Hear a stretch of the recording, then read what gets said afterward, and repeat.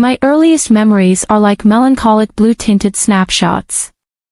Dad, a figure in a faded photograph tucked away in a dusty album, left before I turned 5.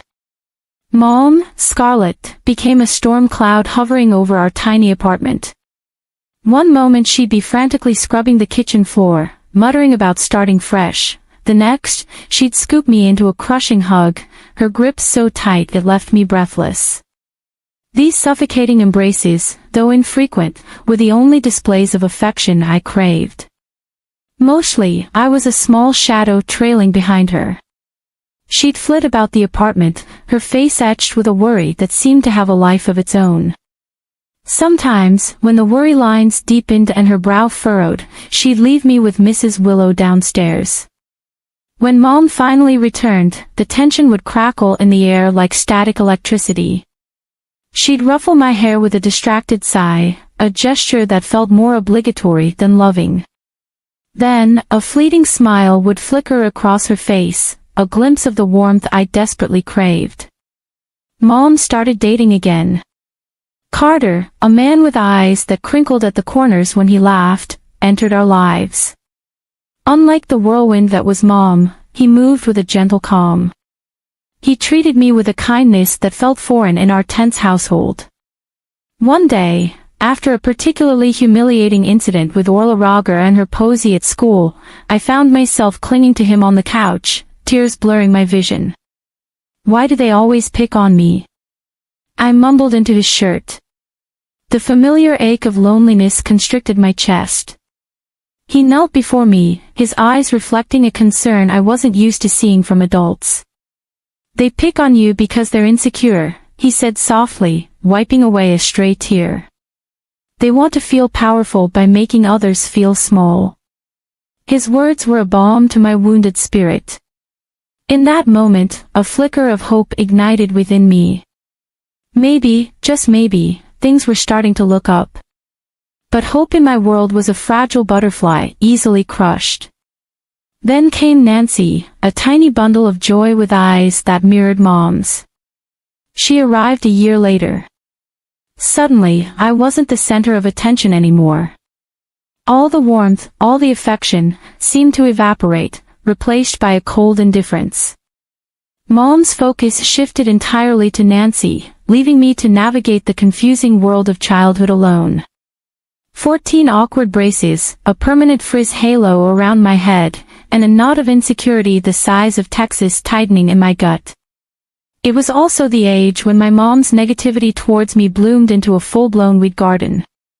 Take picture day at school, for instance. Mom took the day off work to fuss over Nancy's pigtails and pick out the perfect sparkly dress. When it came to my turn, a sigh escaped her lips as she rummaged through my closet. "Ugh, nothing decent in here," she muttered. Of course, when picture day arrived, Nancy looked like a little princess, and I resembled a rumpled dandelion compared to her sunflower. Mom fawned over Nancy's photo, while mine got a cursory glance and a dismissive grunt. Carter, bless his kind heart, tried to be the positive voice in my life. He'd take me shopping sometimes, helping me pick out clothes that actually fit and flattered me. One day, after a particularly frustrating day with Mom, I found myself clinging to him, the need for comfort overwhelming. "Dad," the words slipped out before I could stop it. He froze, then a pained expression crossed his face. Mom appeared in the doorway, her eyes blazing. "You have one father, Rosie," she hissed, her voice laced with venom. "And trust me, he deserves you." Her words stung like a slap. Carter, sensing the tension, awkwardly ruffled my hair. "Look, it's okay," he mumbled. "It's not okay," I choked out, tears welling up in my eyes. Nancy, who had been watching the whole scene unfold with a smug expression, suddenly piped up. "Rosie's been bad again, Daddy." She took my candy without asking. 16, the land of first crushes, awkward dances, and a constant knot of nerves in my stomach. Dating, however, was a minefield in my house. Mom had a knack for sabotaging any potential romance before it even sprouted legs. Take Steve, for example. Tall, funny, and with a smile that could melt glaciers, he was everything a teenage girl could dream of. After weeks of nervous texts and stolen glances, I finally gathered the courage to ask him out. He said yes. Excitement bubbled in my chest, a feeling quickly replaced with dread at the thought of him meeting Mom. The night of our date, Mom went into overdrive. She fussed over Nancy's bedtime story, making sure it stretched on for an eternity. When Steve finally arrived, looking nervous but sweet, Mom greeted him with a smile that didn't reach her eyes. "Rosie never cleans her room," she announced casually, as if discussing the weather. "You might find socks and pizza boxes under that mountain of clothes." My cheeks burned like they were on fire. Steve gave a nervous chuckle, but the awkward silence stretched like a bad joke. The rest of the evening was a disaster. Mom kept making snide remarks about my weight, my taste in music, even my choice of college. By the end of the night, Steve practically ran out the door, leaving me feeling like a deflated balloon. The story repeated itself with a few unfortunate guys after that. Each time I brought someone home, Mom would turn into a master of backhanded compliments and subtle digs. My self-confidence took a nosedive, and any potential relationship fizzled out faster than a wet firecracker. 18, the age of college applications, nervous goodbyes, and a fierce determination to break free from the suffocating grip of my childhood. Senior year became my mission control, a strategic plan to launch myself into a world where Mom's negativity couldn't reach me. College applications became my weapon of choice. I spent hours hunched over the kitchen table, pouring my heart and dreams onto those pristine white pages. Every acceptance letter was a victory, a tiny shard of hope chipping away at the wall Mom had built around me. Of course, she didn't make it easy. When I announced my acceptance to a university across the state, her reaction was a masterpiece of passive aggression. "Oh, Rosie," she sighed, shaking her head. "So far away. How will we ever see each other?" It was a question loaded with guilt, but I wasn't falling for it anymore. "We can video chat, Mom," I said, my voice steady. "Besides, there are these things called airplanes." Carter, my ever-supportive anchor, was thrilled for me. "This is amazing, Rosie," he beamed, pulling me into a tight hug. "I'm so proud of you." His words were a warm hug on a cold day. He may not have been my dad by blood, but he felt more like one than the man who walked out on us all those years ago. College was a revelation. Surrounded by people who didn't know my family history, I finally felt like I could breathe. I blossomed in a sea of new experiences, challenging myself academically, and forging friendships that felt genuine and supportive. 27, the land of adulting, spreadsheets that never seemed to end, and a tiny apartment that felt like a palace compared to my cramped childhood bedroom. Life, for the most part, was good. My job as an economist kept my brain buzzing, and Michael, my amazing boyfriend for the past few years, brought warmth and laughter into my life I hadn't known before. One evening, over takeout Thai food and a bottle of wine, Michael dropped a bombshell. "So," he said, looking at me with that goofy grin I adored, "I think it's time we met each other's parents." My stomach lurched. Meeting Michael's folks was easy, a breeze even. They lived in a cozy house with a backyard that smelled like freshly cut grass, and they welcomed me with open arms. His mom, Sarah, practically smothered me in hugs, and his dad, Michael, spent the entire evening cracking jokes that had me snorting into my napkin. They were warm, funny, and genuinely interested in getting to know me. It felt normal, a word I never dared associate with family dinners in my past life. But the thought of Michael meeting my, interesting family filled me with dread. How could I explain the years of emotional neglect, the constant jabs, the suffocating negativity? I told him everything, the fights, the tears, the way Mom had chipped away at my self-esteem for years.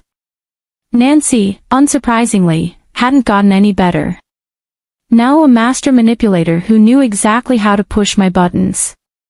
Michael listened patiently, his hand resting gently on mine. "Rosie," he said firmly, "I'm marrying you, not your family. They may be baggage, but you're the prize." His words were a balm to my soul, a declaration of love that washed away years of doubt. Maybe, just maybe, I could finally build a happy family of my own, one filled with love, acceptance, and laughter, the kind of family I'd always longed for. I never had, but the kind I always deserved. My stomach twisted tighter than a pretzel as I dialed Carter's number. This was it, D-Day for breaking the news about Michael and the engagement. "Hey, Rosie, what's up?" Carter's familiar voice boomed through the phone. "Hey, Carter," I said, taking a deep breath. "There's something I need to tell you." I launched into the story, spilling the beans about Michael, the proposal, and the upcoming wedding. There was a comfortable silence on the other end of the line, then a genuine laugh erupted. "Rosie, that's fantastic. I'm so happy for you both." His words washed over me like a warm wave, easing some of the anxiety. Nodding my insights, "Listen," he continued, "you've got to bring him over for dinner. Let me meet the guy who finally snagged you." Michael, bless his supportive heart, was all for it. So, a few weeks later, we found ourselves pulling up to my childhood home, a place that still held a strange mix of nostalgia and dread. Mom answered the door, her face breaking into a surprised smile. "Rosie, you came to visit, and who is this handsome fella?" "Mom, this is Michael, my fiancé," I said, offering a tight smile. Michael stepped forward, extending a hand. "It's a pleasure to meet you, Mrs. Turner," Mom beamed, shaking his hand a little too enthusiastically. "The pleasure's all mine, dear." "So, Michael, what do you do for a living?" Michael, oblivious to the undercurrent of Mom's question, launched into a detailed explanation of his work as a director at a large company. Carter, ever the smooth operator, chimed in with jokes and stories, keeping the conversation flowing. Nancy, of course, wasn't about to be outdone. She spent the entire meal batting her eyelashes at Michael, interrupting our conversations to pepper him with questions about his job and hobbies. Mom, ever the doting mother, fawned over Nancy's every word, a stark contrast to the thinly veiled barb she kept throwing my way. "Rosie, honey," she'd say, her voice dripping with fake sweetness, "you really should take some fashion tips from Nancy. That dress you're wearing, well, it's not exactly flattering." Michael thankfully seemed oblivious to the digs, but I knew exactly what Mom was doing. She was suddenly putting me down, making me feel insecure right in front of my fiancé. The entire dinner felt like a twisted performance, a play where I was constantly reminded of how I wasn't good enough, not pretty enough, not successful enough. By the time dessert rolled around, I was ready to run screaming. As soon as it was polite, we made our excuses and left. The moment we were safely buckled into the car, Michael let out a long sigh. "Your mom, she's a character, isn't she?" he said, a hint of amusement in his voice. "Yeah," I muttered, a wave of exhaustion washing over me. "She can be." He squeezed my hand gently. "But hey, we made it through dinner, right?" He was right, we had. And even with Mom's negativity hanging in the air like a bad smell, the simple act of holding Michael's hand filled me with a sense of strength and purpose. This was my future.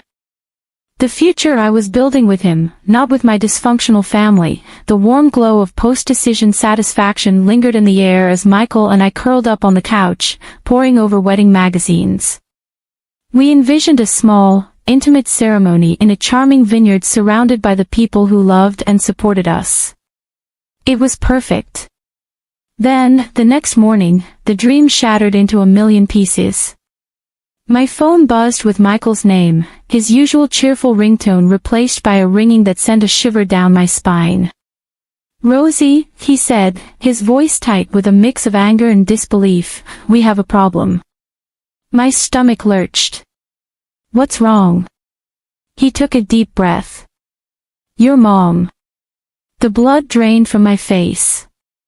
"What did she do this time?" Michael explained, his words hitting me like punches. Mom, the ever-reliable manipulator, had somehow unearthed his work phone number, and instead of a congratulatory call, she'd unleashed a verbal tirade that would make a sailor blush. Apparently, in her twisted world, I was the epitome of inadequacy, ugly, dull, and lacking any social graces. It didn't stop there. She'd even dragged Dad into it, dredging up his abandonment years ago like a weapon. But the piece de resistance, she'd suggested Michael ditch me and turn his sights on Nancy, claiming my younger sister was the epitome of beauty and brains. Fury boiled up inside me, a hot, venomous rage. How dare she? How dare she try to sabotage my happiness yet again? Michael, bless his heart, was furious too, but he channeled his anger into something unexpected, a plan. A crazy, audacious plan that was equal parts risky and thrilling. "We expose her," he said, his jaw clenched. "We set a trap." The plan was audacious in its simplicity. Michael would call Mom back, pretend to be swayed by her words, and arrange a meeting to discuss this ludicrous proposal. His goal was to record this entire conversation on his phone. Michael made the call, his voice smooth and convincing. Mom, completely oblivious to the web she was about to walk into, readily agreed to meet him for coffee. A nervous laugh bubbled up from my chest. This was it. Operation Momzilla Takedown was a go. The outcome was uncertain, but one thing was clear. I wasn't going to let my mother dictate my future any longer. This time, the tables were turning, and I was ready to play for keeps. I decided to attend their meeting.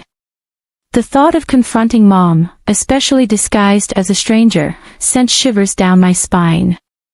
But the anger simmering inside me, the anger at her constant negativity and her attempt to sabotage my happiness, was a powerful motivator.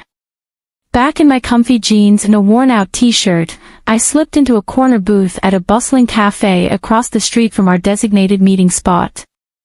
Thick black glasses perched on my nose completed the disguise, transforming me into a nondescript observer. Butterflies danced a frenetic jig in my stomach as I watched Mom saunter into the cafe, a triumphant smile plastered on her face. She spotted Michael at the prearranged table in a private room, her smile widening further. This was it. Operation Momzilla Takedown was officially underway. Michael, bless his tech-savvy heart, had discreetly turned on the dictaphone on his phone. Me? Well, I heard their entire conversation in the immediate vicinity. Their conversation started innocently enough, Michael playing the part of the interested suitor. Then, Mom, completely ignoring his phone, launched into her diatribe. "You know, Michael," she began, leaning in conspiratorially, "between you and me, Rosie just isn't wife material." My blood ran cold. The woman who was supposed to be my mother, the woman who was supposed to love and support me, was bad-mouthing me to a complete stranger.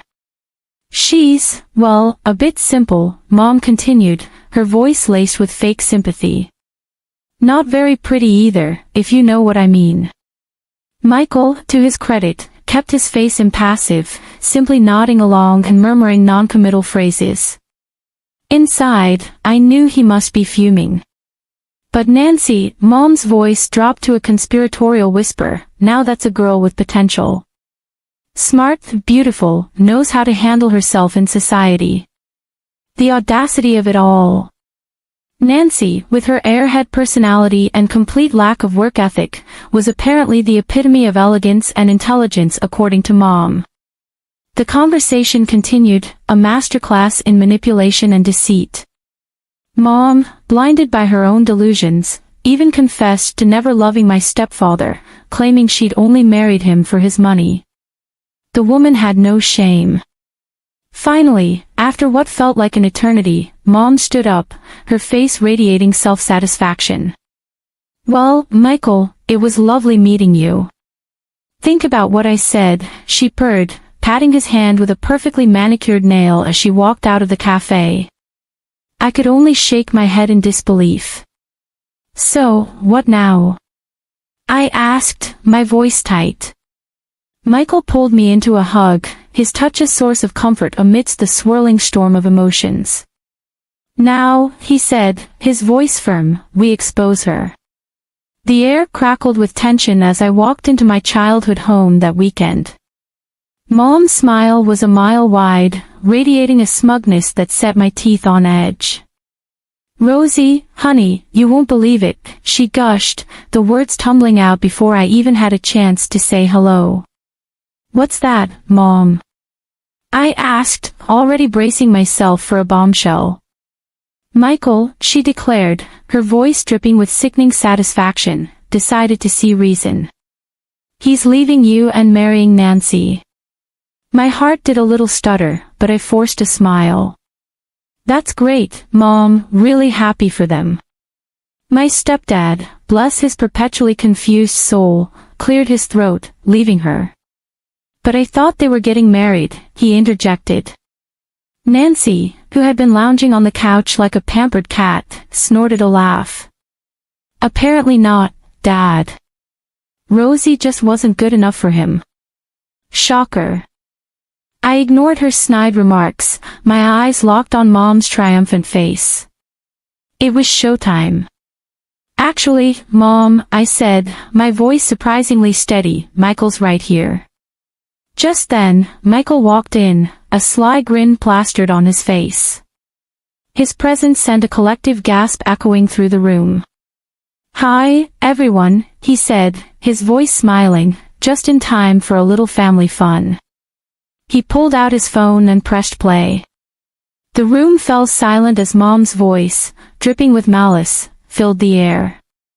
The conversation from the cafe played in its entirety, her diatribe about me, her praise for Nancy, the shocking confession about my stepfather. The color drained from Mom's face with each passing sentence. Stepdad turned a shade of pale white, his jaw slack with disbelief. As for Nancy, her bravado crumbled, replaced by a terrified whimper. When the recording ended, a deathly silence descended upon the room. Then, my stepfather exploded. "You lying snake," he roared, his voice shaking with fury. "You married me for money all these years." Mom, for the first time in my life, looked genuinely lost, tears welling up in her eyes. But they were overshadowed by the storm brewing in my stepfather's face. "I want a divorce," he declared, his voice thick with anger. "Get a lawyer." The room imploded. Mom and Nancy burst into tears, their wails a cacophony of misery and self-pity. Michael, bless his heart, looked as comfortable as a fish out of water caught in a hurricane. Amidst the chaos, I felt a strange sense of calm. The truth, ugly and raw, was finally out in the open, the years of unspoken hurt, the manipulation, the lies. It all spilled out, shattering the facade of our dysfunctional family.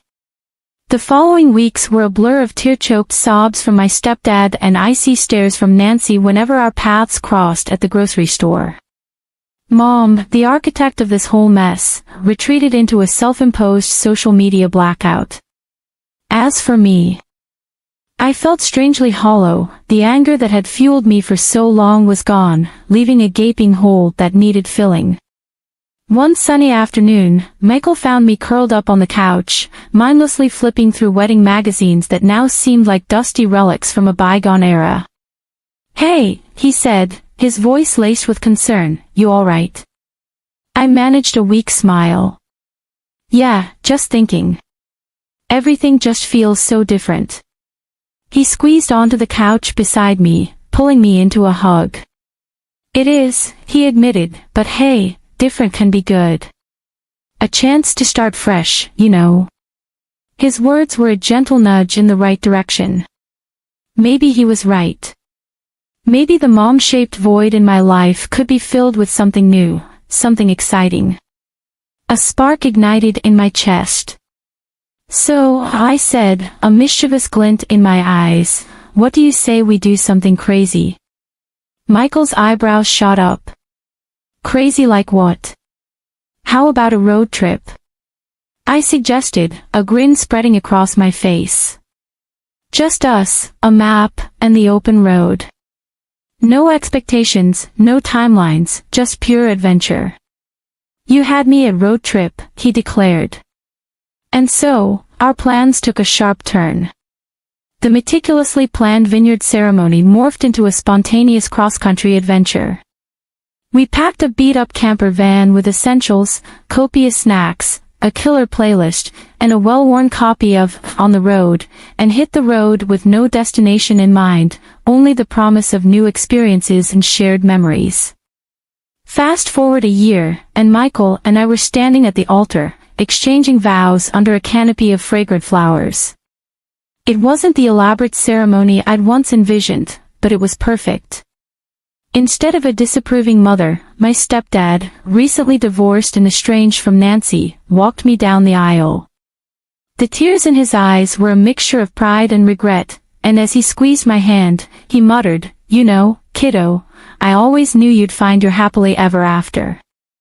Life after the wedding settled into a comfortable rhythm. Michael and I built a life together filled with laughter, love, and the occasional road trip adventure. My stepdad became a regular visitor, regaling us with stories from his travels and dropping not-so-subtle hints about wanting to be a grandpa. With a laugh, I'd reply, "Don't worry, you'll be the best grandpa ever."